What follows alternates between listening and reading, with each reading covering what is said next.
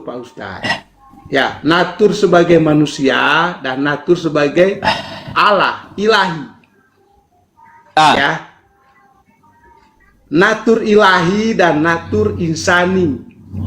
Oke. Sebagai natur insani, ya, dia sebagai manusia biasa. Sebagai manusia, ya, katakan misalnya saya makan, minum, mandi, tidur, apa segala macam. Itu Udah. natur insaninya. Oke. Jadi Yesus itu memiliki dua natur. Natur Iya, insani. udah tahu kau jelaskan. Iya. Tuhan kau bisa on off kayak gitu. Udah tahu, ngerti saya. Iya. Saya Pak, saya sapa dulu nih. Saya sapa dulu Pak Pastor Suat. Selamat malam. Selamat malam Pak Yusuf. Sepakat Pak. Sepakat Pak, Yesus sekolah. Pendeta Ezra suruh membingungkan banyak orang Kristen. ini Pak, si Salesius sepakat dia sekolah. Oke, saya bukakan satu ayat sebagai satu landasan. Memang pendeta Ezra suruh, lalu ada beberapa mereka hanya mengasosiasikan saja berdasarkan tradisi Yahudi. Tapi sebenarnya kalau kita lihat ayat ini jelas. Yohanes pasal 7 ayat 14 sampai 16. Dikatakan di situ, waktu pesta itu sedang berlangsung, Yesus masuk ke bait Allah lalu mengajar di situ. Maka heranlah orang-orang Yahudi dan berkata, bagaimana orang ini mempunyai pengetahuan demikian tanpa belajar? Ini jelas. Bagaimana orang ini memiliki pengetahuan demikian tanpa belajar? Jawab Yesus kepada mereka, ajaranku tidak berasal dari diriku sendiri, tetapi dari Dia yang telah mengutus aku. Jadi ayat ini jelas sebenarnya, tanpa belajar. Misalnya Pak Yusuf PI, ini kan seorang penceramah, seorang ustadz, seorang guru. Lalu tiba-tiba ada anak kelas 5 SD mengajar Pak Ustadz. Ya, dia tidak pernah sekolah tapi ngajar Pak Ustadz. Nah, ini tentu mencengangkan. Nah, di dalam Injil Lukas pasal 2 itu Yesus pada waktu usia 12 tahun dia bersoal jawab dengan alim ulama. Ya, Lukas pasal 2 ayat 47, dan semua orang yang mendengar dia sangat heran akan kecerdasannya dan segala jawaban yang diberikannya. Nah, jadi usia 12 tahun ini bersoal jawab dengan profesor, alim ulama, ahli-ahli kitab. Nah, itu. Jadi Yesus itu tidak belajar seperti masuk sekolah formal seperti penjelasan Rita Wahyu, Pak Ezra Soru. Itu tidak benar. Mereka hanya mengasosiasikan bahwa orang Yahudi itu di usia sekian nih harus begini, harus begini. Jadi mereka mengabsolutkan. Karena Yesus orang Yahudi, jadi Yesus pasti mengikuti tradisi dan kebiasaan orang Yahudi. Nah, padahal di dalam Alkitab sendiri jelas katakan orang-orang yang hidup sejaman dengan Yesus bersaksi bahwa ya Yesus itu memiliki hikmat dan pengajaran yang sungguh luar biasa tanpa belajar. Itu saksi mata, saksi peristiwa, gitu. Semoga tapi ini Pak Pastor, kata Salesius dia sekolah tadi sama orang tuanya. Ya, saya ngikutin Pak Salesius tadi karena Pak Salesius mungkin mendengar apa yang disampaikan oleh Pak Ezra Soru karena pendeta. Jadi kalau pendeta tuh kadang-kadang orang berpikir apa yang diomongin tuh pasti benar. Nah, tetapi kan perlu diuji juga, gitu. Perlu diuji kebenarannya. Otoritas tertinggi kita, kalau orang Kristen itu otoritas tertingginya itu adalah Alkitab. Kalau Alkitab katakan tanpa belajar, berarti Yesus memang tidak pernah mengecam pendidikan formal dimanapun. Nah, saksi mata, saksi peristiwa menyatakan itu. Bahkan orang sekampungnya di Nazaret itu keheranan ketika Yesus mengajar. Di Injil Markus pasal 6. Ini orang sekampung loh. Ya. Injil Markus pasal 6 supaya Pak siapa? Pak Salesius. Salesius. Iya. Pak Salesius. Nah, supaya ini mungkin tambahan supaya Pak Salesius bisa baca juga, dan terima kasih juga Pak Yusuf PI memberikan kesempatan saya ngomong di sini supaya di bawah ini kalau ada orang-orang Kristen, mereka jangan lagi bingung lagi dengan pernyataan-pernyataan pendeta yang tidak berdasar, hanya sebuah asumsi-asumsi, asosiasi. Markus pasal 6 begini, ayat 1 sampai 3. Kemudian Yesus berangkat dari situ dan tiba di tempat asalnya, sedang murid-muridnya mengikuti dia. Pada hari Sabat, ia mulai mengajar di rumah ibadat, dan jemaat besar takjub ketika mendengar dia, dan mereka berkata, dari mana diperolehnya semuanya itu? Orang sekampung heran. Ya, dari mana diperoleh semuanya itu? Hikmat apa pulakah yang diberikan kepadanya? Dan mujizat-mujizat demikian bagaimanakah dapat diadakan oleh tangannya? Bukankah ia ini tukang kayu, anak Maria, saudara Yakobus, Yoses, Yudas, dan Simon? Dan bukankah saudara-saudaranya yang perempuan ada bersama kita? Lalu mereka kecewa dan menolak dia. Jadi orang sekampungnya aja heran. Ini kita tidak pernah lihat dia pergi ke sekolah. Iya, tapi tiba-tiba dia bisa mengajar dengan begitu luar biasa. Di Yohanes pasal 7 tadi 14-16 Yesus memberitahu bahwa ajarannya itu ya itu berasal dari surga, berasal dari Bapa. Oke. Berarti saya mau tanya, secara tidak langsung Pak Suat mengatakan Silakan, Esra Pak Soru bohong dong. Sebenarnya gini, bukan bohong, lebih kepada begini, Esra Soru itu lebih kepada salah tafsir. Salah tafsir. Bukan hanya Esra Soru sebenarnya. Ada Rita Wahyu. Mereka salah tafsir gini. Mereka itu mengasosiasikan gini. Kalau orang Yahudi itu usia sekian, dia harus sekian. Misalnya usia 12 tahun dia harus sekolah, usia 18 tahun dia harus menikah, usia 30 tahun, jadi asosiasinya begitu. Jadi itu sebuah asumsi. Padahal Yesus Kristus ini beda dengan semua manusia, ya, beda dengan orang-orang Yahudi pada waktu itu, karena Yesus itu adalah Immanuel, dia berasal dari sorga yang berinkarnasi menjadi manusia melalui rahim seorang perawan yang bernama Maria, begitu. Jadi bukan bohong sebenarnya, lebih tepatnya salah menafsir. Berarti Salesius ini salah tafsir juga ini berarti ya. Bagaimana Pak Salesius? Silakan Pak. Tanggapilah kau. Ini Oke, perkara oke. Tuhan sekolah, Pak. perkara Tuhan sekolah nih seru ini. Gimana? Jadi begini Pak Ustadz ya, menyambung apa yang disampaikan oleh teman saya itu benar. Jadi gini, ketika orang mengatakan Yesus pernah sekolah, saya kira itu bukan suatu masalah, ya toh, bukanlah suatu masalah yang harus dibahas itu. Karena apa? Terbukti kan dia itu bisa baca dan bisa tulis, ya toh. Secara berpikir manusia ya. Manusia yang berpikir, orang yang bisa tulis dan bisa baca itu adalah orang yang pernah sekolah, ya kan? Kalau orang yang tidak bisa baca dan tidak bisa tulis itu orang tidak sekolah.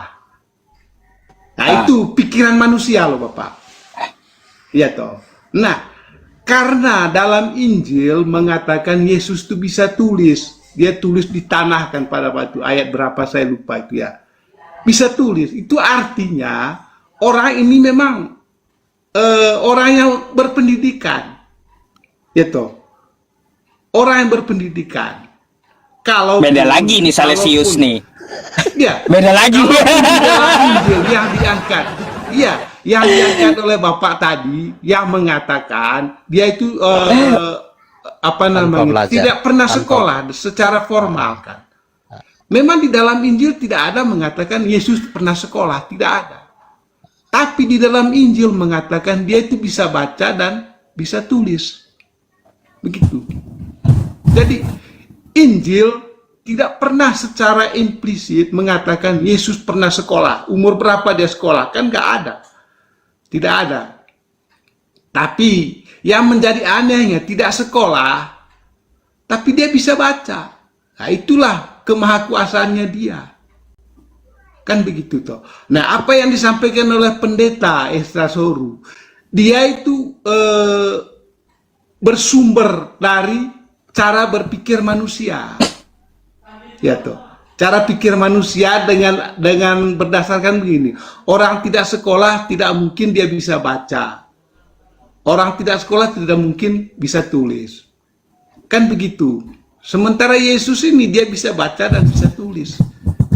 Jadi menurut saya bukanlah satu masalah lah ketika Yesus itu sekolah. Jadi nggak masalah sebetulnya. Justru akan mengangkat derajatnya dia. Mengangkat derajatnya Yesus itu setinggi-tingginya ketimbang kita mengatakan dia tidak sekolah. Atau bisa dikatakan buta huruf. Kan gitu. Tidak mungkin orang yang bisa baca terus mengikuti orang yang buta huruf. Kan tidak mungkin. Ya toh? Tidak mungkin orang buta huruf mengajar. Itu pikiran manusia loh Bapak. Nah, tidak ada di dunia ini orang bodoh mengajar orang bodoh. Tidak mungkin. Atau orang yang tidak sekolah mengajar orang tidak sekolah. Ya kan? Makanya sekarang itu kan yang menjadi guru itu harus sudah mendapatkan pendidikan gitu loh, pendidikan guru, maka dia jadi guru. Ketika dia belum menempuh pendidikan sebagai guru, dia tidak bisa mengajar, kan begitu. Itu pikiran manusia, Bapak. Ya. Berat ini. Makanya berat ini. Pak Yusufi mengatakan berat. Gitu. Macam mana ini? Jadi apa yang disampaikan oleh Pak Esdra Soru itu, menurut saya itu pandangan secara manusia, secara manusia modern, gitu, manusia modern, bukan berdasarkan Alkitab. Jadi berbicara tentang Yesus harus berdasarkan Alkitab. Ya. Berdasarkan apa yang tertulis di dalam Alkitab. Itu. Jadi yang disampaikan Pak Esra itu ya berdasarkan pandangannya dia sendiri. Bukan berdasarkan Alkitab. Jadi demikian Bapak. Apalagi tanggapilah Pak Suwatu. Beda dengan Pak Suwat. Saya mau dengar tanggapan beliau kayak gimana, Pak Suwat, silakan. Iya. Pak Salesius ini kan menyoroti mengenai pendidikan. Yesus bisa, Tuhan Yesus bisa mengajar pendidikan. Sebenarnya gini, Alkitab sudah jelas yang mengatakan tanpa belajar. Jadi saksi mata, saksi peristiwa katakan tanpa belajar. Kalau Yesus itu pernah sekolah di salah satu sekolah, ini bahaya. Iya. Bahayanya itu apa? Bahayanya gini, Yesus itu mengajar, berarti dia ada guru. Nah, berarti ajarannya itu tidak bersumber dari surga, tapi bersumber dari manusia. Makanya ini bahaya. Makanya Alkitab memberikan konfirmasi bahwa tanpa belajar. Lalu Yesus sendiri memberi verifikasi bahwa ajarannya itu berasal dari Bapa. Gitu. Ini harus paham. Jadi maksud Pak Salesius itu mungkin baik, ya. Kalau orang kan dalam pandangan sosial, kalau orang sekolah berpendidikan itu berarti terpelajar. Sedangkan kalau orang tidak sekolah itu tidak terpelajar. Itu dalam pandangan sosial, tapi dalam pandangan iman ini sangat berbahaya. Kalau seperti yang dikatakan Pak Esra, Yesus pernah belajar, berarti dia punya guru. Nah, kalau dia punya guru, potensi apa yang diajarkan Yesus itu bukan bersumber dari surga, tapi itu sumbernya dari ajaran manusia. Nah, ini makanya Alkitab bahaya mulai ini ya. Alkitab memberikan konfirmasi. Gimana tuh? Alkitab memberi konfirmasi bahwa tanpa belajar.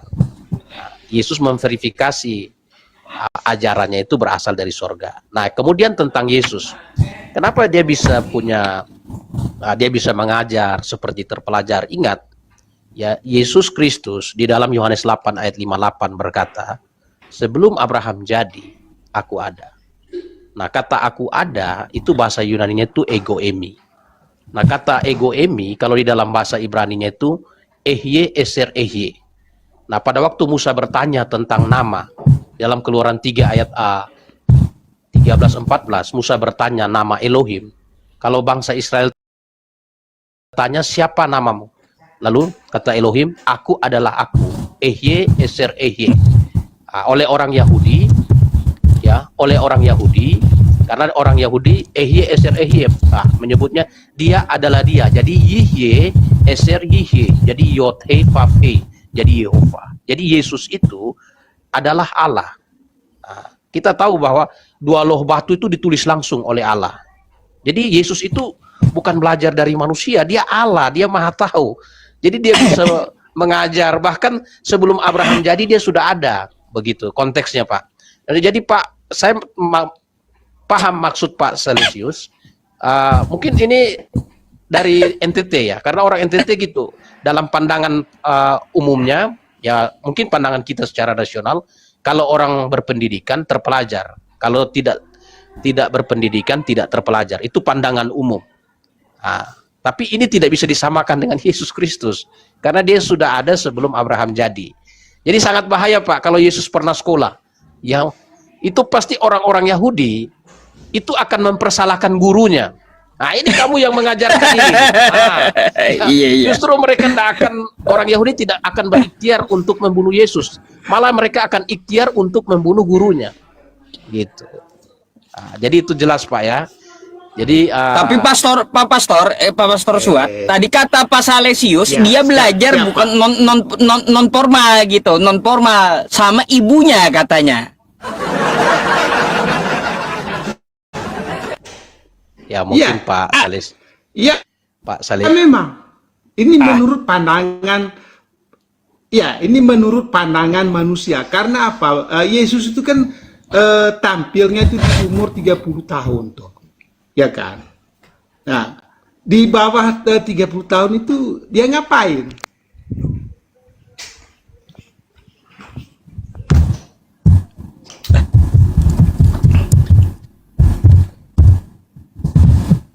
Kemana dia? Ya, oke, Pak Ustadz. Jadi di bawah umur 20 tahun itu kan, ada 30 tahun itu kan dia nggak kemana-mana kan. Ya, bersama ibu dan kedua orang tuanya. Nah, di saat itulah ya pastilah sebagai seorang ibu dan bapak itu kan pasti mendidik anaknya.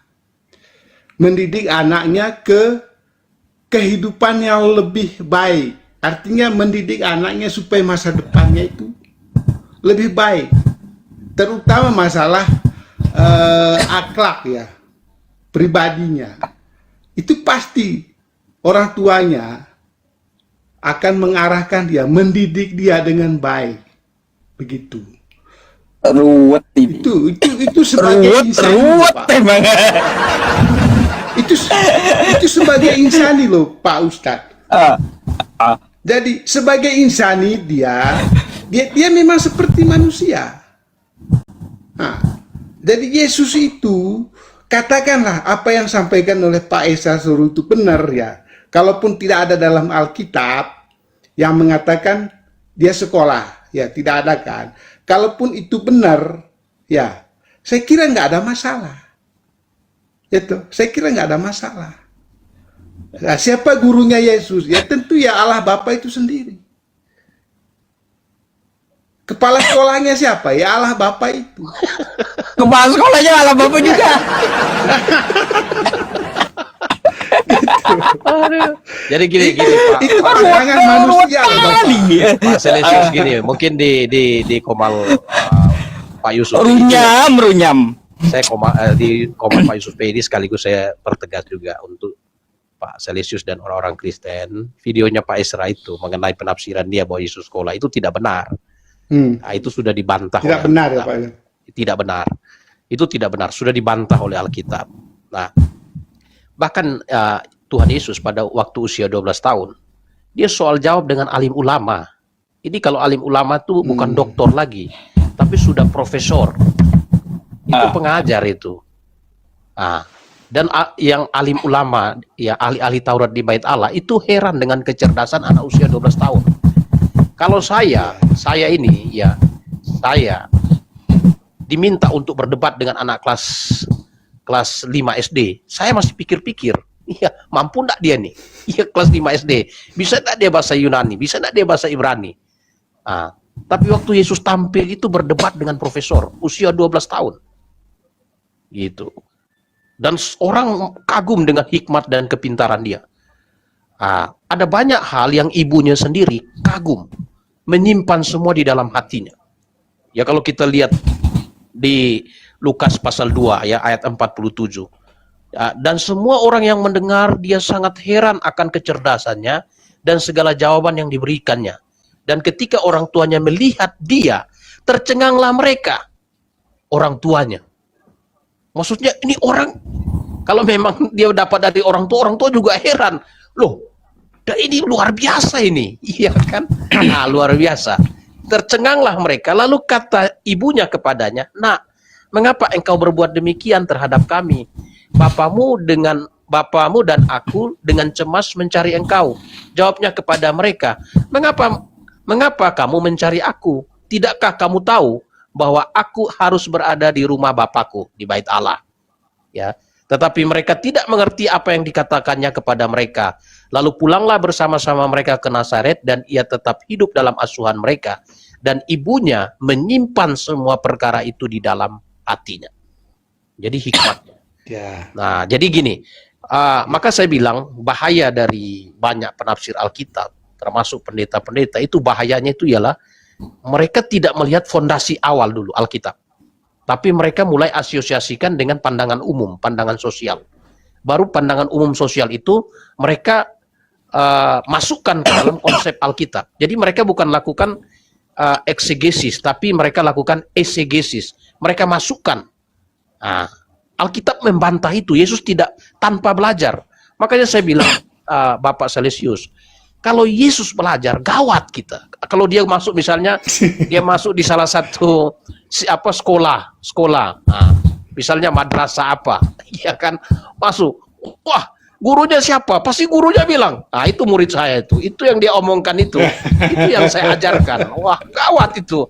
Berarti orang Kristen ajarannya tidak bersumber dari surga lagi, tapi bersumber dari manusia. Makanya Alkitab, dari guru. Alkitab konfirmasi tanpa belajar. Mungkin itu ya. Makasih juga ya Pak Yusuf PI.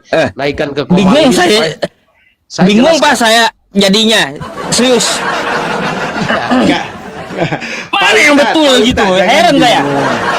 Jangan bingung. Yang betul itu yang ada di dalam Alkitab, Pak Ustadz. Jadi, betul. Yang betul itu tertulis itu. Yang dijelaskan di dalam Alkitab. Nah, sedangkan gini Pak Suat, sebentar. Sedangkan Esra Soru itu juga pakai Alkitab dia. Oh enggak, dia lebih kepada nanti Pak. Saya tampilkan ya. Ya, silakan. Dasar-dasar dia nih, dasar-dasar dia. Ya. Tapi Pak Esra Soru nggak menyebutkan ayat berapa itu loh Pak Ustadz. Ada. Injil siapa? Coba kita lihat ayat yang saya turunkan dulu akun saya yang ini ya, bentar ya. Oke. Biar saya bisa suaranya bisa ada gitu. Bentar. Nanti saya coba catat ayatnya. Kalau saya dengar ayatnya. Nah, kita simak dulu ya. Ya, silakan. Nih. Ya, kita simak dulu videonya. Coba. Ini saya bahas panjang lebar. Kita tahu kisah Yesus itu di Perjanjian Baru mengisahkan dari Yesus lahir sampai Yesus di umur 12 tahun, dan di umur 12 tahun Yesus itu hilang, tiba-tiba muncul di umur 30. Nah, pertanyaannya, kemana Yesus pada saat itu, dan kenapa kisah-kisah Yesus itu tidak ditulis, kisah-kisah Yesus yang tertinggal menurut ya, kenapa tidak ditulis di dalam Alkitab? Apakah karena belum ada penemuan manuskrip atau bapak-bapak gereja kuno dulu ya belum ada sejarahnya gitu loh Pak, belum ditemukan. Terima kasih. Saudara bisa mendengar khotbah saya ya, di YouTube ada, judulnya The Lost Years of Jesus, tahun-tahun Yesus yang hilang. Ini memang mempersoalkan apa yang saudara tanya, karena Yesus memulai pekerjaannya, dia berumur kira-kira 30 tahun. Padahal kita tahu bahwa masa kecil dia terakhir dicatat itu adalah umur 12 di Bait Allah. Perhatikan dulu. Dan setelah itu berarti ada sekitar Tuh. 17 tahun yang hilang ya. Ini ada berbagai macam pandangan seputar The Lost Years of Jesus. Saya ada berikan banyak kutipan dari Injil Al-Tufulia ada, terus juga ada pandangan juga dari The Gospel of Matthew, Injil palsu Matius. Juga ada The Gospel of Thomas. Oke. Keterangan dari Thomas. Tuh referensi dia tuh. Jadi semua Yesus umur 6 tahun, umur 12 tahun. Lalu ada The Life of Saint Isa, Nicholas Notovix. Seorang namanya Nicholas Notovix itu membuat buku The Life of Saint Isa. Juga ini Nicholas Notovix. Juga dalam bukunya The Lost Years of Jesus, dia mengatakan bahwa ada data bahwa Yesus itu sampai ke kota Tibet, di sebuah tempat yang bernama Lhasa di kota Tibet, tempatnya biara yang bernama biara Himis. Terdapat ribuan naskah kuno tentang kehidupan Nabi Isa di timur. Naskahnya bisa dipertanggungjawabkan itu Pak, maksudnya memang sebentar saya jelaskan. Ini kan panjang, jadi saya hanya melewati saja, ini pembahasan saya. Setelah saya bahas panjang ini, saya tidak setuju dengan semua pandangan itu. Bahkan saya membantah pandangan Nicholas Notovix bahwa Yesus ada di Tibet. Juga saya membantah pandangan Anand Krishna bahwa Yesus itu pergi ke India untuk belajar hidup Buddha di sana. Ini tanggapan saya. Mengapa Alkitab diam? Alkitab diam ini karena, perhatikan Yohanes 2, 24. Yohanes 2. Dialah murid yang memberi kesaksian tentang semuanya itu, dan dia telah menuliskannya, dan kita tahu bahwa kesaksian itu benar. Masih banyak hal lain lagi yang diperbuat oleh Yesus. Ya, tapi jikalau semuanya itu harus dituliskan satu persatu, maka agaknya dunia ini tidak dapat memuat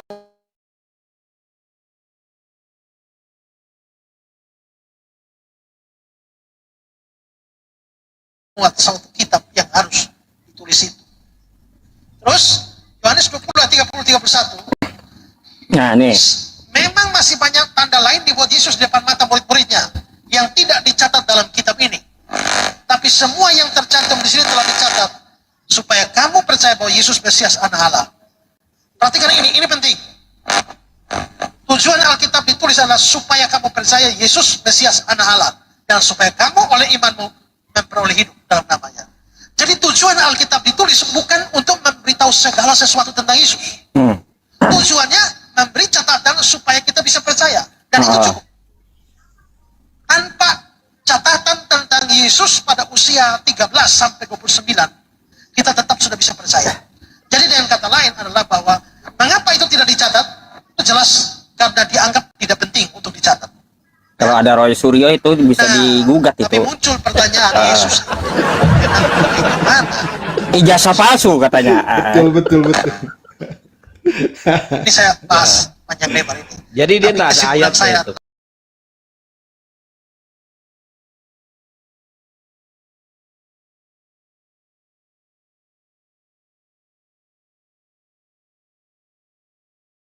ada padanya, dia pulang bersakin bertambah besar. Jadi dari sini secara implisit Yesus besar di Nazaret. Karena itu dia dikenal sebagai Yesus dari Nazaret. Matius 21 nomor 11. Yesus orang Nazaret itu. Matius 26 nomor Yesus orang 71. Nazaret. Markus Yesus 10 orang nomor Nazaret. 47. Pasti karena dia memang besar banyak kan? di Nazaret. Ya, itu Perhatikan penjelasan Lukas bukan dia 4:16. mengenai dia Dia sekolah. datang ke Nazaret tempat ia Ya dibesarkan. bentar dulu kita perhatikan dulu. Dan menurut kebiasaannya pada hari Sabat masuk rumah ibadah. Berarti Yesus memang besar di Nazaret. Nah, biasa pada hari Sabat ke rumah ibadat, sinagog. Berarti memang Yesus tidak pergi kemana-mana. Dia bikin apa saja. Kalau begitu di Nazaret, menurut saya dua hal. Pertama, sekolah. Sekolah, ya. Itu menurut dia. Menurut dia. Pertama, dia sekolah mikra. Nah, ini sekolahnya nih. Ini sekolah Yahudi. Ini. Oke, Ini sekolahnya nih, bentar. Sekolahnya nih. Semacam SD. Habis itu masuk Misna. Itu umur 10 sampai 12. Itu Habis menurut masuk dia tahun. itu asumsi. Di usia 12 sampai 19. Ah. Ini semacam SMA. Habis itu, untuk melanjutkan sekolah teologi, mereka masuk yang namanya Midras. Oh, Yesus sekolah teologi ya dia. Jurusan apa? Jurusan ketuhanan enggak? Jadi gini, Pak Ustaz. Oke, jadi gini, itu kan asumsi. Ya. Jadi gini, ayat-ayat yang dia kutip itu menjelaskan bahwa pada waktu usia 13 sampai 29 tahun, Yesus itu berada di Nazaret. Nah, itu Yesus berada di Nazaret. Nah, kalau kita konfirmasi lagi kepada orang-orang di Nazaret, orang-orang di Nazaret itu justru keheranan ketika Yesus mengajar di Bait Allah. Di sinagog. Ya, di Markus tadi kan, ini yang tadi saya bacakan, Markus pasal 6. Ya, dalam Markus pasal 6, itu orang-orang di Nazaret itu keheranan. Markus pasal 6 ayat 1 sampai 3 ini. Kemudian Yesus berangkat dari situ dan tiba di tempat asalnya, Nazaret, sedang murid-muridnya mengikut dia. Pada hari Sabat, ia mulai mengajar di rumah ibadat dan jemaat besar takjub ketika mendengar dia. Dan mereka berkata, dari mana diperoleh semuanya itu? Kalau dia belajar kan pasti, wah hebat sekali nih. Murid dari sekolah teologi apa yang tadi Pak Esra bilang itu? Iya kan? Pasti, wah ini memang mahasiswa teologi ya ini. Gelarnya apa ini? STH dari mana nih? Mantap. Iya kan? Nah, justru yang mereka pertanyakan gini. Yang mereka pertanyakan tuh gini dia. Dan dari manakah diperolehnya semuanya itu? Hikmat apa pulakah yang diberikan kepadanya? Jadi mereka tidak bertanya di sekolah mana, ilmunya kok di sekolah itu enggak, tapi hikmat. Lebih kepada maksud gini, ini orang kita enggak pernah lihat dia sekolah. Dia tidak pernah sekolah formal. Ya. Nah, makanya di ayat yang ketiga dibilang gini, bukankah ia ini tukang kayu? Sehari-harinya dilihat dia nukang. Sehari-harinya dilihat nukang karena Yusuf itu tukang kayu. Pasti dia ya membantu keluarganya. Ini tukang kayu dilihat, ini tidak pernah sekolah, tapi kok dia sekali mengajar, hikmatnya melebihi ya ahli-ahli Taurat gitu. Jadi Pak Esra di situ pun tidak ada datanya. Gitu. Dia bantah semua. Tadi data-data buku itu dia sendiri bantah, dia kasih argumentasi, dia bantah itu. Kemudian dia berusaha mengasumsikan bahwa Yesus pada waktu di Nazaret, ya, Yesus pada waktu di Nazaret, dia asosiasikan dengan kehidupan orang-orang Yahudi. Padahal wilayah Nazaret itu wilayah Galilea. Nah, wilayah Galilea itu di situ bisa dikatakan tingkat keyahudiannya itu tidak lebih hebat daripada di wilayah Yudea. Makanya di Nazaret itu orang-orang Yahudi kadang berbahasa Aramaik. Begitu. Jadi itu saya tegaskan di sini, apa yang dijelaskan asumsi Pak Esra Soru mengenai Yesus sekolah usia sekian, sekolah di sini SD, masuk SMP, masuk SMA, sekolah teologi, itu tidak benar. Iya, itu tidak benar, dibantah oleh Alkitab itu sendiri. Iya, ya Pak Yusuf ini. Jadi Pak Yusufi itu tadi yang perlu digarisbawahi, apa yang disampaikan oleh Pendeta Esra Soru itu menurut dia gitu loh, bukan menurut Alkitab. Ya, menurut pendapatnya dia ketika Yesus itu berada di Nazaret, menurut dia itu dia sekolah. Itu loh. Jadi menurut pendapatnya Esra Soru, bukan menurut Alkitab. Ya, yang kita pakai itu Pak Yusufi, apa yang tercatat dan tertulis di dalam Alkitab itulah yang kita ikuti, yang kita dengar gitu loh. Itu. Kayak gini, Pendapatnya mendengar Pak Esra Soru itu. mendengar penjelasan dari Pak Suwat tadi kan itu kan menurut Pak Suwat juga. Kan kayak gitu. Itu berdasarkan Alkitab. Kan ada datanya. Pak harusnya Suwan data. menjelaskan itu berdasarkan Alkitab. Jadi gini, Bingung saya, mana Esra Soru dengan Pak Suwat mana yang benar gitu. sebenarnya gini. yang Bingung dibahas saya tentang- jadinya, iya. Maksudnya gini, yang dibahas mengenai Yesus sekolah atau tidak, Pak Esra kan tadi sudah jelaskan. Menurut saya, menurut dia menjelaskan Menurut dia. tentang kebiasaan orang-orang Yahudi. Nah, kebiasaan orang-orang Yahudi, anak-anak Yahudi dari usia sekian sampai sekian, itu kebiasaan lumrahnya di kalangan orang Yahudi, itu seperti itu. Nah, karena apa? Dia kan tadi sudah kasih, Pak Esra sudah kasih statement, Pak Esra kasih statement di situ bahwa ya di Injil Yohanes itu dijelaskan. Yohanes tadi dia kutip di Yohanes pasal yang ke 20 ya, Yohanes pasal 20. Ya, Yohanes pasal 20 ayat yang ke-30.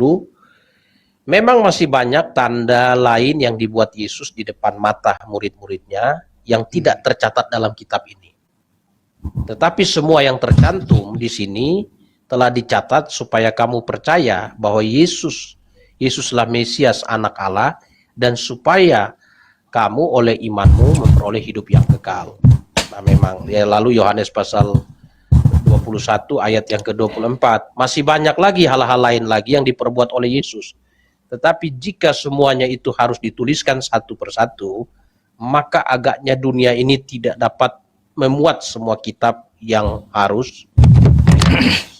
Jadi Pak Esra itu tadi itu hanya dia menurut pandangan dia, dalam pandangan umum orang Yahudi kebiasaannya seperti itu. Tetapi setelah kita lihat konfirmasi Alkitab memberikan konfirmasi bahwa di Yohanes pasal 7 tadi ayat 14 sampai 16, orang Yahudi itu heran dengan pengajarannya, karena mereka heran, ini tanpa belajar. Ini jelas ya, kalau Yohanes itu bilang tanpa belajar, ada kata tanpa belajar. Lalu teman-teman sekampungnya di Nazaret heran, loh ini kan ya, dari mana didapatnya hikmat seperti ini? Karena ada konfirmasi tanpa belajar, begitu. Jadi itu jelasnya di situ. Nah Pak Esra tadi itu dia tekankan bahwa Yesus itu usia 13 sampai 29 tahun itu berada di Nazaret. Nah itu saya setuju, itu benar, dia ada di Nazaret, gitu. Berat ya, berat. Enggak berat Pak Ustadz itu. Aduh. Ya karena kita kan terima aja ya teman-teman ya. Bagaimana penjelasannya satu-satu kan kayak gitu ya. Ya kayak gini agak apa ya? Kalau saya tanya setiap Kristen itu ya pasti dah beda-beda gitu, jawabannya beda-beda. Ya saya yakin mulai malam ini setelah saya tampil di Komalnya Pak Yusuf PI, orang-orang Kristen yang mendengar, mereka pasti setuju dengan saya. Betul ya Pak Yus? Itu. Ya, betul. Pasti setuju. Jadi sekali lagi Pak Ustadz, itu pandangan pribadinya Pendeta Esra Soru, bukan pandangan Alkitab ya. Jadi yang didengerin itu adalah pandangan Alkitab. Gitu. Jadi silakan berasumsi, nggak masalah berasumsi macam-macam. Tapi yang kami yakini itu adalah Alkitab. Gitu loh. Oke. Itu aja. Oke, kayak gini, Pak Suat, Pak Salesius ya. Gini, ini kan saya mau pakai akun kecil yang saya live kan. Rencana saya akan melive-kan Yusuf PI 3 gitu gantian. 1 jam akun ini, 1 jam akun yang ini nih nanti yang lebih besar gitu. Jadi saya mau pindah dulu. Mungkin saya akan matikan live streamingnya di sini ya, teman-teman yang di YouTube jangan kemana-mana ya. Saya akan pindah live streamingnya aja ke Yusuf PI 3. Yang belum follow ke Yusuf PI 3 ya, follow dulu ya teman-teman semuanya. Saya juga mungkin sekaligus minta pamit